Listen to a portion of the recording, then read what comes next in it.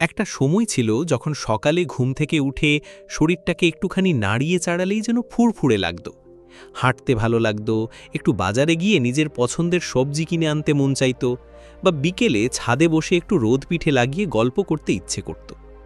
কিন্তু ধীরে ধীরে এখন শরীরটা যেন আগের মতো আর সাড়া দেয় না। পায়ের গাঁটটা মাঝে মাঝে এমন ব্যথা করে যে হেঁটে 2 কদম যেতেও সাহস হয় না। হাঁটুর মধ্যে কেমন যেন টান পড়ে, আর হাতের আঙুলগুলো যেন শক্ত হয়ে থাকে সকালে উঠে। অনেকেই ভাবেন হয়তো বয়সের জন্য এমন হচ্ছে, কিন্তু একটা জিনিস আমরা অনেক সময় বুঝতে পারি না, এই সব অস্বস্তির পেছনে লুকিয়ে থাকতে পারে এমন এক সমস্যা যেটা বাইরে থেকে ধরা যায় না, কিন্তু শরীরের ভেতরে ধীরে ধীরে জাল বুনে চলে। তার নাম ইউরিক অ্যাসিড। আজ আমরা খুব খোলামেলাভাবে কথা বলবো এই ইউরিক অ্যাসিডের সমস্যাটা নিয়ে। কারণ অনেকেই আছেন যাদের এই নামটা শুনেই ভয় লাগে, আবার অনেকেই ভাবেন এটা বুঝি খুব জটিল কিছু। আসলে ব্যাপারটা অত জটিল নয়। শরীরের হজম প্রক্রিয়ায় একটা অংশ হিসেবে কিছু অ্যাসিড তৈরি হয়, যেটা শরীর বাইরে বার করে দেয়। কিন্তু যখন সেটা ঠিকভাবে বেরোতে পারে না, তখনই শুরু হয় সমস্যা। এই অ্যাসিড জমে গিয়ে গাঁটে গাঁটে ব্যথা, ফোলা আর এমনকি চলাফেরাতেও বাধা হয়ে দাঁড়ায়। এখানেই যদি আমরা সময় মতো সচেতন হই, খাবার দাবারে একটু নজর দিই, তাহলে কিন্তু এই সমস্যা অনেকটাই নিয়ন্ত্রণে রাখা সম্ভব। আমি জানি আপনি যদি এই কথাগুলো মন দিয়ে শোনেন, তাহলে নিজের শরীরের জন্য আজ থেকেই কিছু বদল আনতে পারবেন। তবে এখানেই একবার থেমে বলি, তবে এক মুহূর্ত দাঁড়ান। এই আলোচনা শুরু করার আগে আমি আপনাদের কাছ থেকে কিছু জানতে চাই। আপনি ঠিক এখন এই আলোচনাটি কোন জায়গা থেকে দেখছেন, আর আপনার বর্তমান বয়স কত? নিচে কমেন্টে অবশ্যই জানাবেন, কারণ আমাদের প্রতিটি কথোপকথনই আপনাকে আরও ভালোভাবে বুঝতে সাহায্য করে। আমাদের রান্নাঘরেই হয়তো রয়েছে এমন কিছু জিনিস যা ইউরিক অ্যাসিডের সমস্যাকে বাড়িয়ে তোলে, আবার কিছু আছে যেগুলো আমাদের রক্ষা করতে পারে। তাই আজ আমরা এমনভাবে কথা বলবো যেন আপনি নিজের ঘরেই বসে বোঝেন কি খাবেন আর কি খাবেন না। আচ্ছা, আপনি কি কখনো লক্ষ্য করেছেন আপনার পছন্দের কিছু খাবার খাওয়ার পরে শরীরটা একটু ভারী লাগে, বা খাবার 2-3 দিন পর হঠাৎ পায়ের ব্যথা শুরু হয়ে যায়? অনেক সময় আমরা বুঝতে পারি না, কিন্তু সেই খাবারগুলির ভেতরেই থাকে এমন কিছু উপাদান যেগুলো শরীরের মধ্যে ইউরিক অ্যাসিড বাড়িয়ে তোলে। যাদের এই সমস্যা আছে তাদের জন্য এসব খাবার খুবই স্পর্শকাতর। যেমন ধরুন, খাসির মাংসের মধ্যে পিউরিন নামের একটা পদার্থ থাকে। এটা শরীরে গিয়ে ইউরিক অ্যাসিড তৈরি করে। যখন আমরা মাঝে মধ্যে একটু খেয়ে নিই, তখন হয়তো সমস্যা হয় না, কিন্তু নিয়মিত বা একটু বেশি মাত্রায় খেলেই শরীর সেটাকে সরিয়ে ফেলতে পারে না। জমতে জমতে সেটা গিয়ে বসে গাঁটের মধ্যে। আর শুধু মাংস নয়, অনেকেই ভাবেন ডাল বা শাকসবজি নিরাপদ, কিন্তু সব ডালও না। মুসুর ডাল বা ছোলা ডালের মধ্যে মাঝে মাঝে পিউরিনের মাত্রা বেশি হয়। আবার কিছু শাক যেমন পালং শাক, মেথি শাক বা কচু শাক, এসব খেলেই দেখা যায় ইউরিক অ্যাসিড হঠাৎ বেড়ে গেছে, কারণ এগুলোর মধ্যেও থাকে এমন কিছু উপাদান যেগুলো অ্যাসিড বাড়াতে পারে। এখন নিশ্চয়ই ভাবছেন, তাহলে খাবোটা কি? এই কথাটাই তো বলার জন্য আমি আজ আপনাদের সঙ্গে বসেছি। খাবার বন্ধ করে দিলেই তো হবে না, বুঝে শুনে খেতে হবে, কারণ শরীর তো পুষ্টিও চায়। তাই চলুন এবার বলি এমন কিছু খাবারের কথা যেগুলো ইউরিক অ্যাসিড কমাতে সাহায্য করে। সবচেয়ে আগে বলি জল খাবার কথা। হ্যাঁ, সাধারণ জল। দিনে যদি আপনি নিয়ম করে অন্তত 2 থেকে 3 লিটার জল খান, তাহলে শরীরের ভেতরের ইউরিক অ্যাসিড প্রস্রাবের মাধ্যমে বেরিয়ে যায়। অনেকেই মনে করেন বয়স হলে জল কম খাওয়া ভালো, কিন্তু সেটা ঠিক নয়। বরং জল নিয়মিত খেলে কিডনির কাজ ভালো হয়, অ্যাসিড জমতে পারে না। এছাড়া যেসব খাবারে ফাইবার বেশি থাকে, যেমন লাউ, ঝিঙে, পেঁপে, কুমড়ো, এগুলো খুব ভালো। এগুলো শরীর ঠান্ডা রাখে, হজমে সাহায্য করে, আর ইউরিক অ্যাসিডও বাড়তে দেয় না। আর একটা কথা, এই সব সবজিগুলো আপনি সিদ্ধ করে বা হালকা তেলে ভেজে খেলেও চলবে, তবে খুব বেশি তেল মশলা ব্যবহার করবেন না। এবার একটু ফলের কথা বলি। অ্যাপেল, চেরি, কলা, আনারস, এই ফলগুলো ইউরিক অ্যাসিড নিয়ন্ত্রণে খুব সাহায্য করে। বিশেষ করে চেরির মধ্যে এমন কিছু উপাদান থাকে যেটা শরীরের ফাঁকে ফাঁকে জমে থাকা অ্যাসিডকে ভাঙতে সাহায্য করে। এখন একটুখানি থেমে আপনাদের বলি, পরের পয়েন্টে যাওয়ার আগে আপনার কাছে একটি ছোট্ট অনুরোধ রইল। আমার এই চ্যানেল সুস্থ লাইফ শুধু একটি ইউটিউব প্ল্যাটফর্ম নয়, এটি আমাদের একটি পরিবার, যেখানে আমি এবং আপনি একসঙ্গে চেষ্টা করি 60 বছরের ঊর্ধ্বে সকল মানুষের জীবনে একটু স্বাস্থ্য, একটু সচেতনতা এবং একটু ভালো থাকার আলোর দিশা এনে দিতে। আমি নিয়মিত আপনাদের জন্য নিয়ে আসি এমন সব গুরুত্বপূর্ণ তথ্য যেগুলো আপনার বা আপনার কাছের মানুষের জীবনে বাস্তব উপকারে আসতে পারে। তাই অনুরোধ করব, এই আলোচনা যদি আপনার ভালো লাগছে তাহলে একবার লাইক করে দিন আর চ্যানেলটি সাবস্ক্রাইব করে রাখুন, যাতে ভবিষ্যতে এমন কোনো গুরুত্বপূর্ণ তথ্য আপনার চোখ এড়িয়ে না যায়। আচ্ছা, এবার একটু ভেবে দেখুন, সকালে আপনি কি দিয়ে নাস্তা করেন? অনেকেই আছেন যারা চা, বিস্কুট, পাউরুটি, কখনো শুকনো মুড়ি বা চানাচুর খান। কিন্তু জানেন কি, অনেক ব্রেড বা প্যাকেটজাত খাবারে লুকিয়ে থাকে প্রিজারভেটিভ আর প্রোটিনজাত কিছু উপাদান, যা হজমে সমস্যা করে আর ইউরিক অ্যাসিড বাড়ায়। তার চেয়ে ভালো আপনি যদি সকালটা শুরু করেন একটা কলা বা পেঁপে দিয়ে, সঙ্গে একটু গরম জল, তাহলে শরীর ফ্রেশও থাকে আর অ্যাসিডও বাড়ে না। যাদের সকালে খিদে বেশি পায় তারা চাইলে ওটস দিয়ে কিছু হালকা বানাতে পারেন। এতে যেমন হজম ভালো হয়, তেমন শরীরেও অ্যাসিড জমার ঝুঁকি কমে। শুধু খাবার নয়, একটা কথা মনে রাখতে হবে, সঠিক সময়ে খাবার খাওয়াটাও খুব দরকার। অনেক সময় দেখা যায় রাতে দেরি করে খাবার কারণে হজম ঠিকমতো হয় না, এতে ইউরিক অ্যাসিডের মাত্রা বাড়তে থাকে। তাই চেষ্টার মধ্যে রাখুন যেন রাতের খাবার সন্ধ্যে 7টা থেকে 8টার মধ্যে সেরে ফেলেন। তারপরে আর বেশি কিছু খাওয়া না গেলেও অন্তত 1 কাপ গরম জল খেয়ে শুতে যান।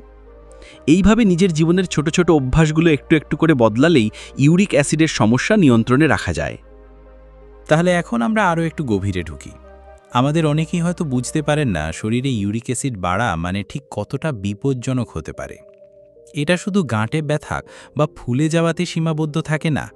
ইউরিক অ্যাসিড অনেক সময় কিডনিতে গিয়ে পাথর তৈরি করে, রক্তচাপ বাড়িয়ে দেয়, এমনকি হৃদরোগেরও ঝুঁকি বাড়িয়ে দেয়। এই জন্যই খাবার শুধু রুচি বা স্বাদ অনুযায়ী নয়, বুঝে শুনে খাওয়া জরুরি। এখন চলুন একটু চায়ের কথায় আসি।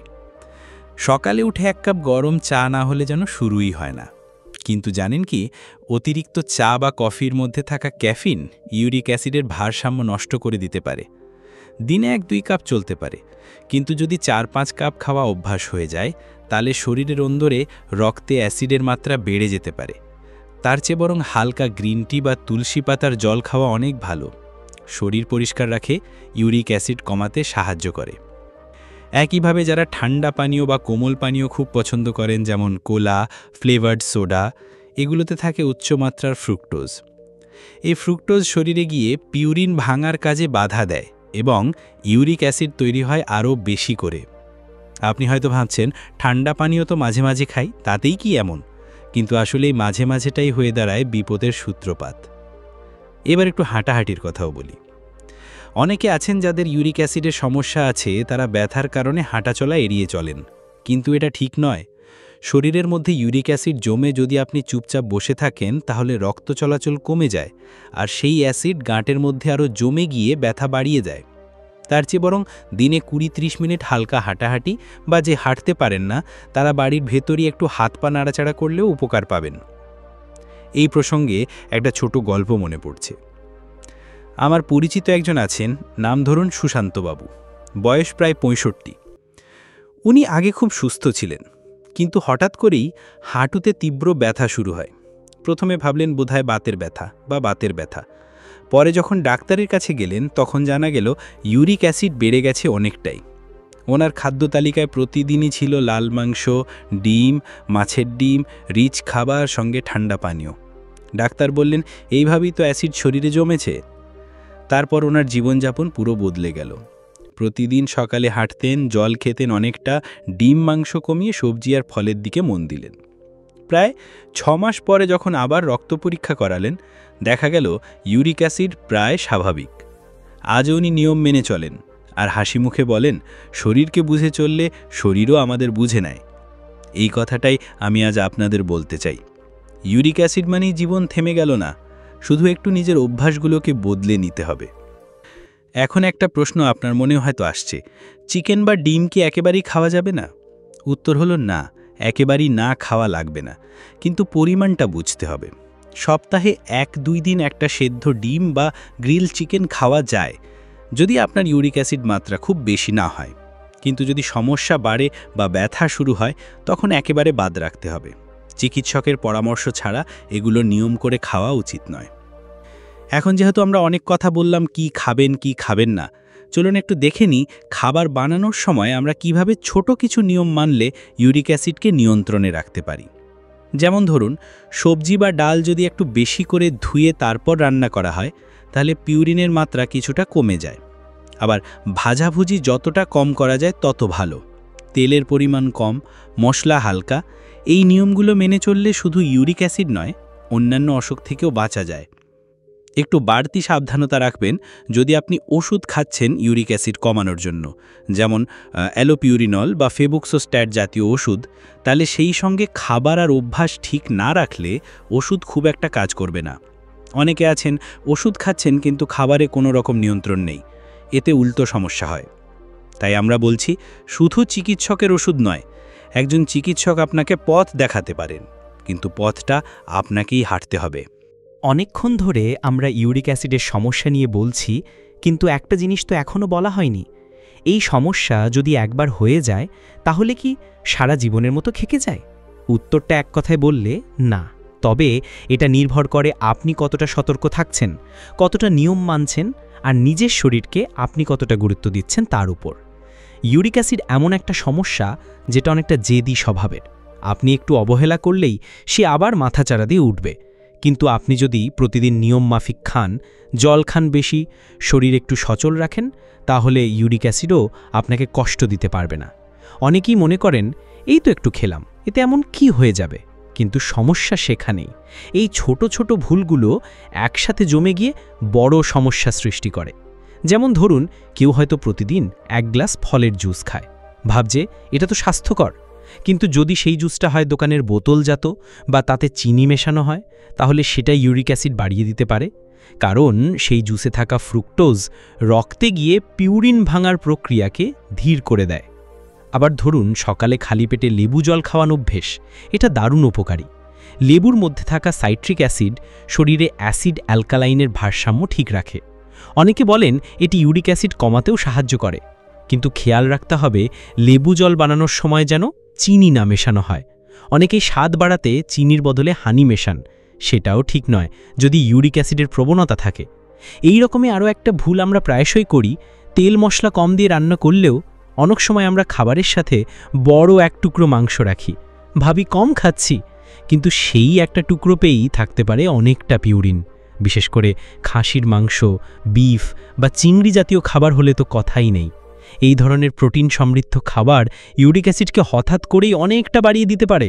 আপনারা অনেকেই হয়তো ভাবছেন তাহলে খাওয়ার তালিকায় কিছুই থাকছে না বুঝি, কিন্তু না, থাকছে অনেক কিছুই।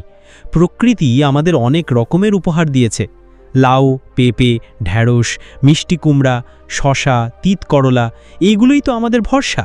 আর আছে ডাল, ওটস, সেদ্ধ ভাত, সামান্য ঘি দিয়ে রান্না করা খিচুড়ি। এইগুলো আমাদের শরীরের ভারসাম্য বজায় রাখে, হজম সহজ করে, ইউরিক অ্যাসিড কমাতেও সাহায্য করে। তাছাড়া ফলের মধ্যে যেগুলো ইউরিক অ্যাসিড কমাতে সাহায্য করে তার মধ্যে অন্যতম হলো চেরি। চেরি বা আঙুর জাতীয় ফল শরীরে অ্যান্টিঅক্সিডেন্ট বাড়ায়, রক্তের মধ্যে জমে থাকা অ্যাসিড দূর করতে সাহায্য করে। যদিও চেরি আমাদের দেশে একটু দামি, তবে মাঝে মাঝে একটু করে খাওয়ায় ক্ষতি নেই। আর আছে পানীয়র মধ্যে, কোমল পানীয় বাদ দিয়ে যদি আপনি 1 কাপ হালকা গ্রিন টি, 1 গ্লাস জিরে জল বা ধনেপাতা জলের মতো পানীয় খেতে পারেন, তাহলেও অনেক উপকার পাবেন। ধনেপাতা জলে থাকা অ্যান্টি ইনফ্ল্যামেটরি উপাদান শরীরের অন্দরের অশান্তি কমিয়ে দেয়, ফিল্টার করে দেয় রক্তের ইউরিক অ্যাসিড। আর এখন একটু গুরুত্বপূর্ণ কথা বলি, অনেক সময় আমরা ভাবি শুধু খাবার নিয়ন্ত্রণ করলেই হবে, কিন্তু শরীরের অভ্যন্তরীণ চাপ বা স্ট্রেসও ইউরিক অ্যাসিড বাড়াতে পারে। মানসিক চাপ থাকলে কর্টিসল হরমোন বাড়ে, আর সেটা রক্তের ইউরিক অ্যাসিড বাড়িয়ে দিতে পারে। তাই মনকে শান্ত রাখাও কিন্তু সমান জরুরি। প্রতিদিন সকালে কিছুক্ষণ ধ্যান করা, হালকা শ্বাস প্রশ্বাসের ব্যায়াম বা পছন্দের গান শোনা, এই ছোট ছোট অভ্যেসগুলো আপনার শরীরের সাথে সাথে মনকেও সুস্থ রাখে। এখন যেহেতু আমরা অনেক কিছু জেনেছি, এই মুহূর্তে আপনাদের উদ্দেশ্যে বলি, যদি এই ভিডিও আপনাদের উপকারে এসেছে তাহলে প্লিজ একটা লাইক করে দিন, আর আমাদের সুস্থ লাইফ চ্যানেলটা সাবস্ক্রাইব করে রাখুন, কারণ এমন আরও দরকারি তথ্য আমরা নিয়ে আসছি আপনাদের জন্য, সহজ ভাষায় আপনাদের কথার মতোই।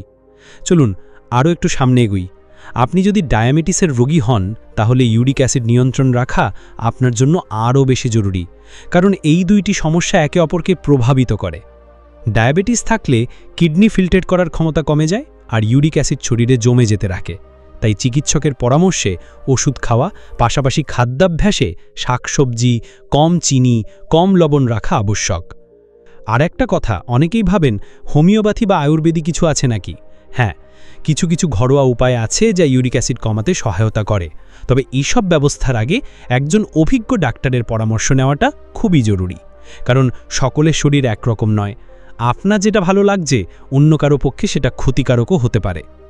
আজকের কথাগুলো শেষে আবার বলি, এই রোগ কোনো অভিশাপ নয়, কিন্তু উপেক্ষা করলে এই রোগ আমাদের জীবনকে দুর্বিষহ করে দিতে পারে। সচেতন থাকলে, প্রতিদিন একটু বুঝে চললে অনেক বড় বিপদ এড়ানো যায়। ধন্যবাদ এতটা সময় ধরে আমাদের সঙ্গে থাকার জন্য। আজ আমরা একসাথে অনেক কিছু জানলাম। ইউরিক অ্যাসিড কেন বাড়ে, কোন খাবার থেকে দূরে থাকতে হয়, কোনগুলো আমাদের শরীরকে সুস্থ রাখে। কিন্তু সেই সংশেষে একটা জিনিস আমি আপনাদের মনে করিয়ে দিতে চাই, এই সমস্যা যত না উফুঠে সারানো যায় তার চেয়েও অনেক বেশি নির্ভর করে আমাদের প্রতিদিনকার অভ্যাসের উপর। আপনারা জানেন, আমাদের শরীরটা কিন্তু একটা বাগানের মতো, যত্ন নিলে ফুল ফোটে, অবহেলা করলে আগাছায় ভরে যায়। ইউরিক অ্যাসিড হলো সেই আগাছার মতো, একবার দখল নিলে ধীরে ধীরে শরীরের সৌন্দর্য, প্রাণশক্তি, শান্তি সব কিছুকে ঢেকে দেয়। কিন্তু আপনি যদি একটু সময় দেন, প্রতিদিন একটু হাঁটেন, জল খান ঠিকমতো, শাকসবজি খান নিয়ম করে, তাহলে আবার সেই আগাছাগুলো পরিষ্কার হয়ে যাবে, শরীর আবার সতেজ হবে। আজকের এই শেষ অংশে আমি আপনাদের এক বৃদ্ধার গল্প বলি, যিনি 65 বছর বয়সে হঠাৎ একদিন পায়ে ব্যথা নিয়ে বিছানায় পড়ে গেলেন। শুরুতে ভেবেছিলেন বাতের সমস্যা, পরে জানা গেল ইউরিক অ্যাসিড এত বেড়ে গেছে যে তার হাঁটা চলা বন্ধ হয়ে গেছে। ওষুধ খাওয়ার পাশাপাশি উনি প্রতিদিন একটু একটু করে হাঁটা শুরু করলেন। খাবার একেবারে পাল্টে ফেললেন, চিংড়ি, খাসি সব বাদ। দিনে 2 লিটার জল, সকালে খালি পেটে লেবু জল, দুপুরে লাউয়ের ঝোল আর পেঁপে। 6 মাস পর ডাক্তার অবাক হয়ে বললেন, আপনার ইউরিক অ্যাসিড এখন একেবারে নিয়ন্ত্রণে, আপনি তো একদম অন্য মানুষ হয়ে গেছেন। উনি হেসে বলেছিলেন, আমি আবার নিজেকে ফিরে পেয়েছি। এই কথাটা আপনাদের জন্যও প্রযোজ্য। আপনি যদি 60 বা তার বেশি বয়সেও নিজের শরীরের কথা ভাবেন, নিজের অভ্যাস বদলাতে চান, তাহলে আজ থেকেই শুরু করুন, কারণ কখনোই দেরি হয়ে যায় না। এই ভিডিওর মাধ্যমে আমরা আপনাদের একটাই বার্তা দিতে চাই, সতর্ক থাকুন, সচেতন থাকুন আর নিজের শরীরকে ভালোবাসুন। ইউরিক অ্যাসিড হোক, সুগার হোক, প্রেশার হোক, সব কিছুর নিয়ন্ত্রণ আপনার নিজের হাতেই, যদি আপনি চান। আর আপনার চারপাশে যদি কেউ এই সমস্যায় ভোগে, প্লিজ ভিডিওটা শেয়ার করুন তাদের সঙ্গে। হয়তো আপনার একটা শেয়ার কারো জীবন বদলে দিতে পারে। চ্যানেলটা যদি এখনও সাবস্ক্রাইব না করে থাকেন, এক্ষুনি করুন। সুস্থ লাইফ এখানে নিয়মিত পাবেন এমন উপকারী, সহজ, জীবনের সঙ্গে জড়িয়ে থাকা স্বাস্থ্য কথা। সবশেষে বলি, শরীরের প্রতি ভালোবাসাই আসল চিকিৎসা। যত্নে থাকুন, সুস্থ থাকুন, প্রিয়জনদের সঙ্গে সময় কাটান আর মন খুলে বাঁচুন। আবার দেখা হবে নতুন এক প্রয়োজনীয় বিষয়ের ভিডিওতে। ততদিন পর্যন্ত আপনার ভালো থাকাটাই আমাদের প্রার্থনা। নমস্কার, সুস্থ থাকুন, নির্ভর থাকুন।